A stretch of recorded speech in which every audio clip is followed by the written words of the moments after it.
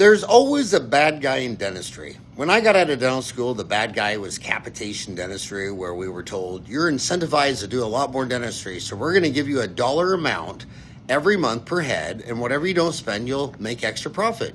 You won't overdiagnose things. I thought that was a brilliant idea, but they gave us like $10 a month per person when the indemnity insurance was given twice that amount at $20.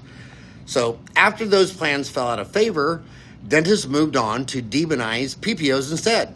Today, it's DSOs. These companies aren't perfect, but neither are you or your practice. We all have different perspectives, but we can learn a lot comparing DSOs to restaurant franchises. Who's got skin in the game? In the early days of McDonald's, Ray Kroc would allow franchisees to have only one location because he believed if that one location was the sole way franchisees earned their income, they'd get in there and focus. Chick-fil-A has a similar one location dictate today. It wants to ensure people have skin in the game. I think that helps explain why Chick-fil-A makes more per location than any other fast food franchise today, even though their locations are closed on Sundays. Meanwhile, it's not uncommon for someone to own 10 Subway or Burger King franchises. And you know what the experience there is like. You know what I like most about Burger King french fries?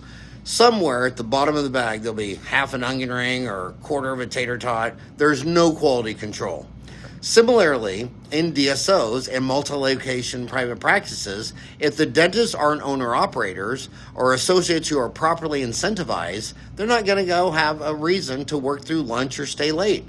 They'll be likely trying to reschedule their last patient of the day so they can go hit the town. Do you have the right support?